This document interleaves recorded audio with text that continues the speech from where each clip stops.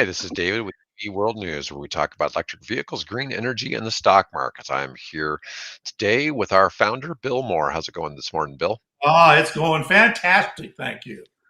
All Got blue right. Well, skies now, snow on the ground, the driveway and sidewalks are clean. yeah, and the Not, roads are clear. The roads are clear. That's yeah, what's well, I nice. haven't been out, so I can't tell you that. The crazy thing is how often we deal with it being 31 degrees and it's raining, or it's 36 degrees and it's snowing. And Well, you know, before we got the snowstorm, the day before we had thunderstorms and torrential rain. right. And then, and then the very next day we get a white Christmas. Thank you. Yeah, that was kind of nice. It's just funny how some of that plays out. Anyways, let's start out about the sensational attack in that Oh, this is this. I occurred in mean, Texas. this is the makings of a horror story. There's this poor worker, and he's out on the factory floor of the gigafactory, and he is attacked by a Tesla robot, and he is bloodied and stabbed in the back with the claws of this robot and left bleeding. Uh, except that's not really what happened. No, and apparently this happened in 2021. So it's This not happened even in it's been kept secret. 2021. It Yeah, wasn't it wasn't that ominous looking Optimus, with the black head yeah, and the white body. It wasn't that. It wasn't claws, right? It was yeah. a KUKA robot, industrial robot. You ever seen one of these suckers? They're enormous. They're huge. And by the way, they are all protected by a chain link fence. They don't have claws. They have at best, they have suckers or they have a little thing to grab, but they're generally, there's no claws, there's nothing that's going to stab the guy. Yeah, there you go, Kukas.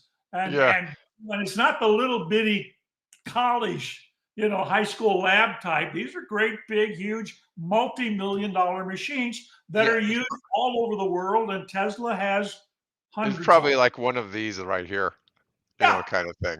And Yeah. so what happens, this particular machine is used to move aluminum parts.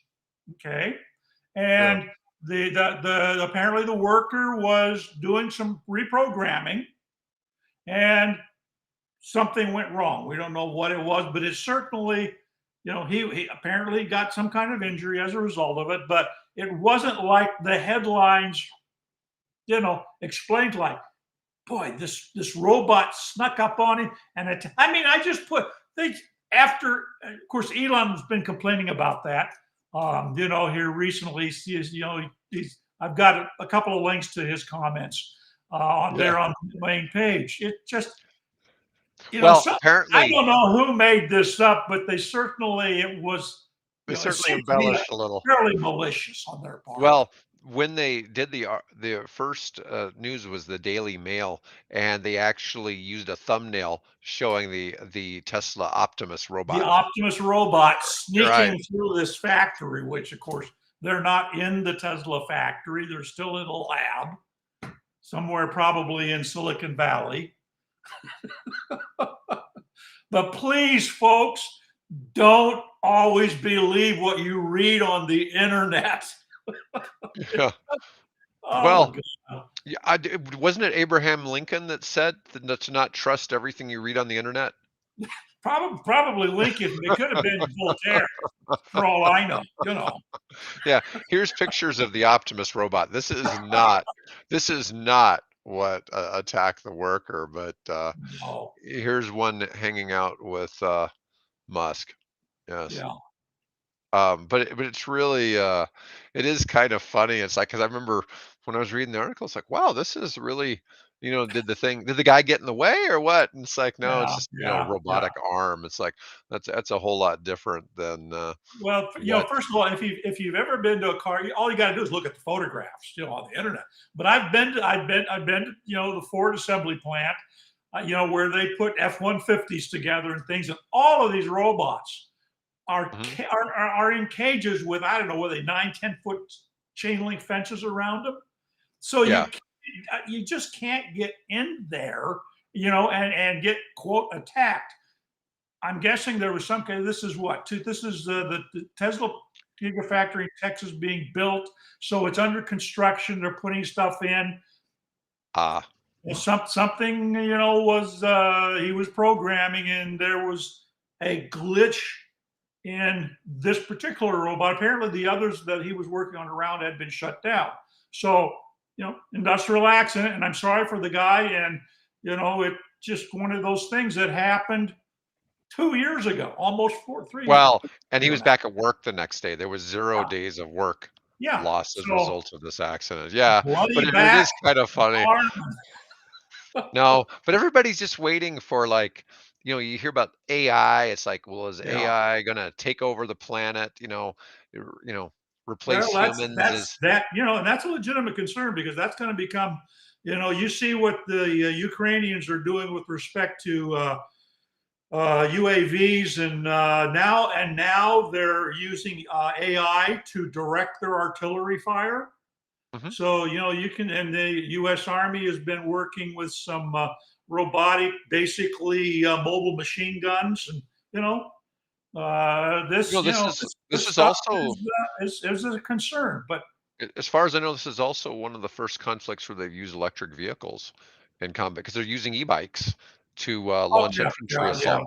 That was very early on in the conflict where they were using Mhm. them to for scouting operations. So Yeah, because they're the quiet. real game changer has been the quadcopters. That Uh-huh. has changed warfare going forward. It's like when they introduced the tank in World War One and Mhm. how that changed combat fighting in World War Two, and somewhat after that. Well, now these quadcopters, which are cost a fraction. You can get get one of these sort of military grade quadcopters for 3-4 grand.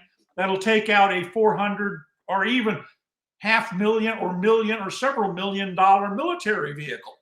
Right, right. There was one video I've been watching some of the video that's been tracking events of the war there, and there's one where these Russian troops are riding along the back of what we would call a six pack, an Mhm. open truck, 4-wheel drive truck going down a road, and this video, you can see the video, because they're sending video back from this drone. You see this video coming in, and just before it hits, there's this soldier looks up, and you sort of see this horrified look on his face, and they're gone. Yeah. Those guys, that truck is gone. Those guys are, you know, meat on the side of the highway now. So it's, just changed everything. No, it's crazy. It's kind of, horrific to think of all the things Yeah. that humans have created to kill each other. So I'd be more worried about a drone than I, Yeah, than I would about a KUKA robot. right, right. They're not even mobile. They're bolted to the ground. They can't get up and, move So, around. Well, Bill, you had some news about BYD. So, yeah, BYD. BYD. I've always had sort of a positive feeling about BYD. I mean, they're really early into the game, and Warren this their Buffett, yeah, and it's their Omaha ownership yeah, of yeah, of you got Omaha BYD. owners, and they would come to the Buffett spring, investor meeting, and I got to meet the head of the company, there, and I actually interviewed his vice president of North American operations. I sat down with her there in the center downtown, and I've always had a really kind of positive attitude, feeling towards them. And then a guy that I listened to who's a sort of a political commentator comedian, who actually is fluent in Chinese and has spent a long time in China, was talking about this new news that BYD now is selling more cars, or on the track to sell more cars, electric cars, than Tesla globally. And he says, well, you know what BYD stands for? And of course, build your own future, right? Or build your, let's say, BYD, yeah, build your own destiny or something I like thought that. you were gonna say bring your own diesel. Yeah, bring your own. Well, no, he said it means burn in your driveway. Burn in your What drive. the hell are you talking about? So then I started doing a little research. What do people in China think about BYD? And then I came across, I linked to the video there about tofu dregs, which I had to look up. Tofu dregs. Tofu dregs are the little bits of tofu that are left after you've, cut it up and put it in your soup or, whatever you're going to do with it. Um, and this particular video, they start going into some of the details that we don't generally hear about here in the West, and the some of the issues and problems that the company is having. So it's kind of put a little different spotlight, on the BYD company. Yeah, they're doing great things, and they're getting great sales, but I'm a little less sanguine about the PR that I'm getting out of. They're doing a great job PR wise, definitely. But we'll see. They'll end up here eventually. In fact, we've already had BYD here in the U.S. They brought their early hybrid car to the U.S. and had it basically out on the West Coast for a while. So Oh, they they've did. got That's buses. interesting. Yeah, they've got buses. They build buses there in Southern California. So they're kind of already here. It's just that they're not selling their passenger sedans.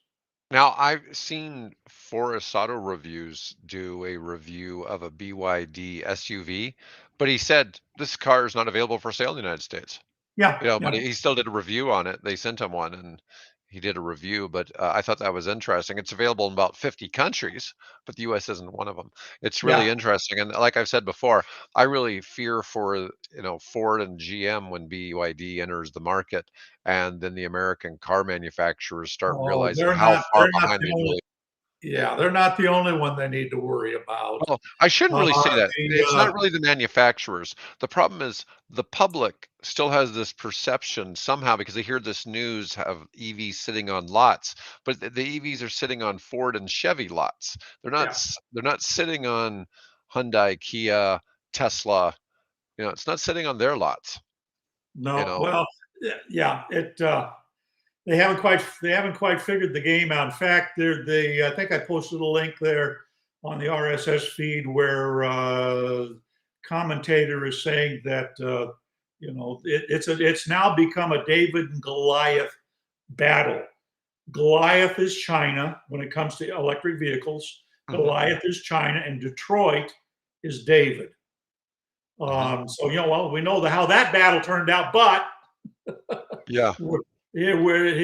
Goliath is still standing, and they're on the Philistine battle line. So we'll see what happens. Well, and we'll see. I mean, I am now in pure battery electric vehicles. I believe Tesla sells the most currently worldwide.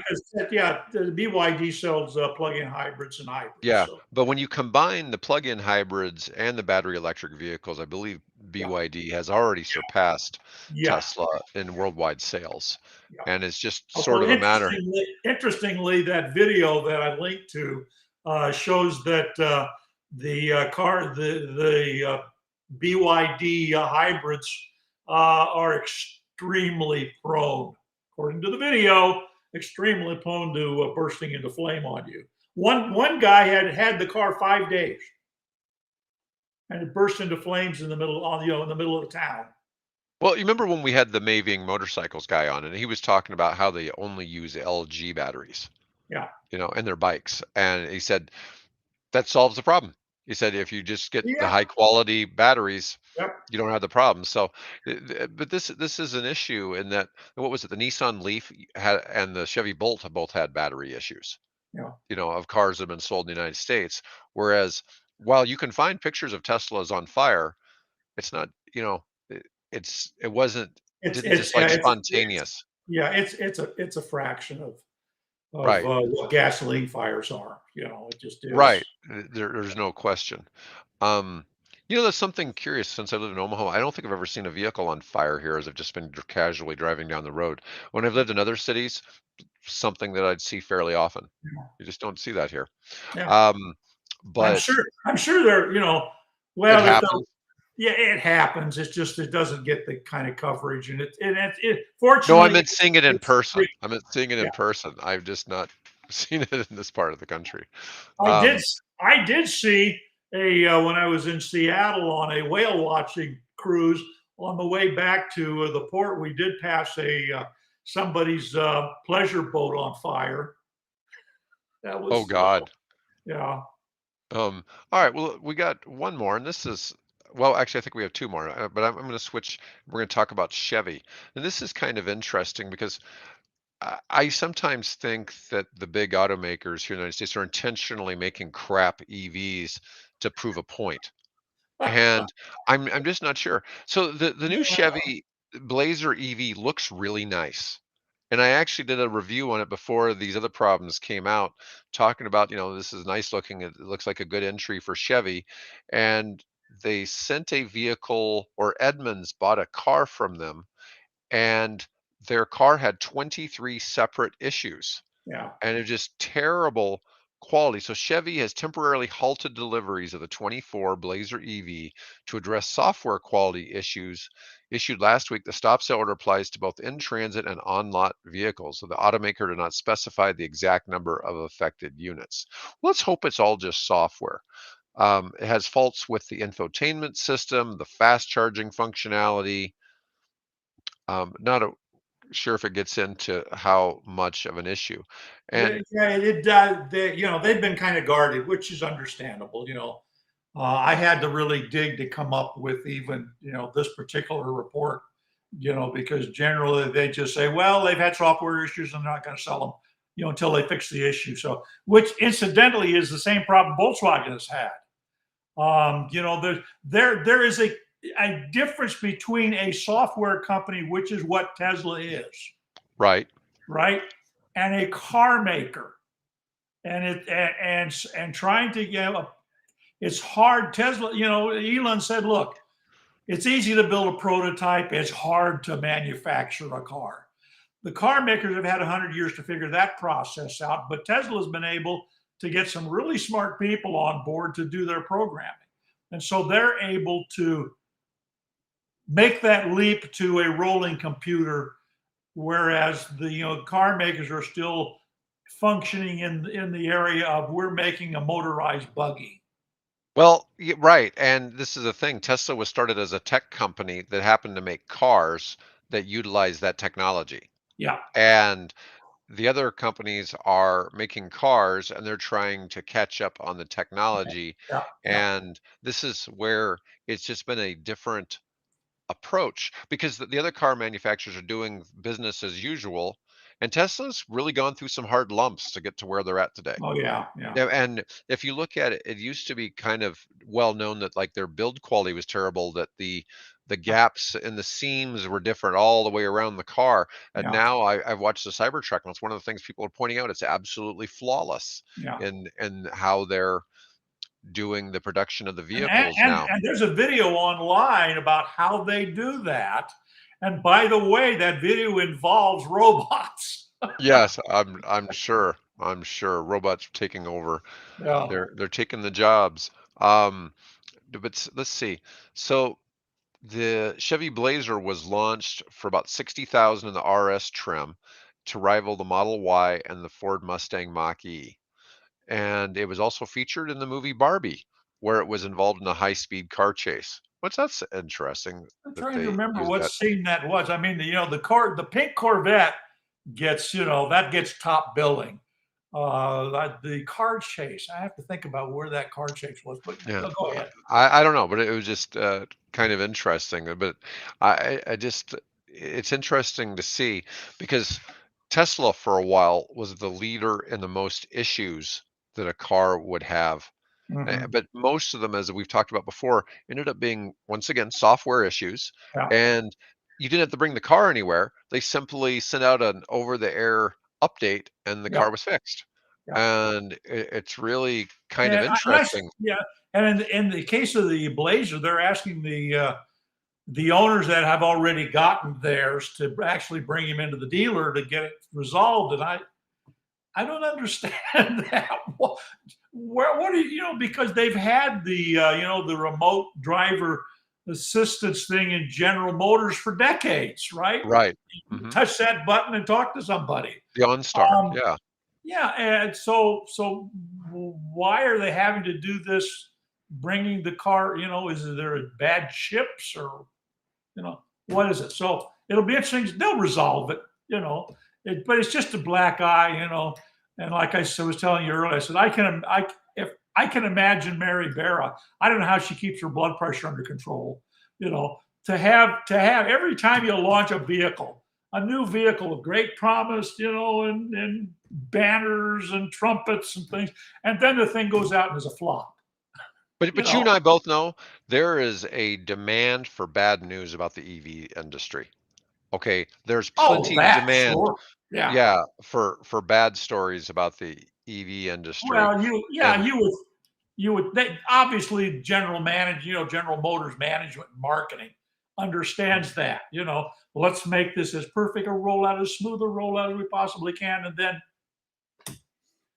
they get. I think one of the bugs, for example, is that when you try to charge the car, chargers have apparently different frequencies or rates or something. And so the particular bug that they found is that when some of the owners were using a particular type of charger or at a particular time, mhm, it sent kind of an erroneous signal to the software, and the software thought it was a fault. And so to protect the car, it would shut the thing down. And so it's figuring out what those different tolerances are within the charging systems. And maybe that'll resolve once everybody goes over to the Tesla charging system. Maybe that gets resolved. So yeah, you never know. Did you have another article you wanted to yeah, discuss? let's just talk one more. This is the partner, Volkswagen's partner in China, which is JAC, is Hmm. rolling out a new brand called Yiwei, and it is the very first production electric vehicle to come out with a sodium ion battery. And why sodium ion? Number one drawback of sodium is that it doesn't have the energy density capacity that lithium does. But because it is salt, Hmm. common salt, because Right. it's salt, it's so much cheaper to acquire and make and manufacture. And so if you build a car that uses a sodium salt based chemistry in it, you can build your batteries for a whole lot less. And the bonus is that sodium is less subject to temperature swings. So you can actually have this car operating colder temperatures with less degradation to the battery capacity than you can with lithium. So you Well, kind of that's pick a twofer. So this particular car, and the range is nothing spectacular. I think they said with the 25 kilowatt hour battery pack, the car is going to get about 157 miles range. Now, my car with lithium pack, with a 24 kilowatt lithium pack, is only rated to about 84 miles. So this mhm. is nearly double, even if it's sodium on the same battery capacity, it's nearly double what my what a 6-year-old car is now. So and if you can dramatically cut the price, now I did not see any quote on the price, so I don't know what that's going to be. But if you can get that price, 1.4 billion. how much? 1.4 billion. No, no, I Four, found an 4 billion. article about no, this was somebody's investing 1.4 billion in the development Oh, okay. No, uh, the car. I suspect the car will be about around 25 or something like that. So, yeah, no, that's that's that's interesting. promising. If you ever, as long as figure that you don't need to have a zillion miles range in your car, which is totally impractical. Yeah, a company called Northvolt in Sweden has validated at 160 watt hours per kilogram. So if you put what maybe 500 kilograms would be 1,100 pounds of batteries, that would give you about 80 kilowatt hour battery, which, depending on the weight of the car, that might Right. give you close to 300 miles. Yeah. Could, could. So, some cars get about 3 miles per kilowatt hour, and some get 4, and some get Right. way more than that. I've Even seen depends on some get things more like, like 6 or more. yeah, it depends on things like the size of the tire and Yeah. what kind of hubcap do you have. I mean, The weight of the vehicle is interesting stuff a like probably that. the big well, the weight of the vehicle is probably the big determinant Yeah. because a lot Yeah. of your EVs weigh 6,000 or 8,000, like a Hummer, one weighs like 8,000 Yeah. pounds. I mean, it's Totally. Anyway, we won't go there. yeah, but, anyways, It's that's like, interesting to I don't know see. if it was supposed to be a halo car for General Motors or what the heck it was, but it got people talking. So maybe that was the whole purpose. It did, but they're $100,000. I mean, how Yeah. many people Yeah. are buying those? Um, anyways, Bill, Hey, it that's a good show was today. fun. Yeah, and people, please, if You there's notice something I'm having a bad hair day, so I'm wearing my Cat. Ford people, old Ford people that haven't retired yet, will recognize that logo. I won't explain, but old Ford management will recognize that logo. And thank you to the executive who gave me his hat. I Yeah. really appreciate it. He's probably long retired. Yeah, we appreciate folks listening in, and please leave us a comment. Let us know what you might like to see in the future, and Absolutely. like it. Yeah, and like the video if you can, because that helps get it shown to more people. Anyways, Bill, have a great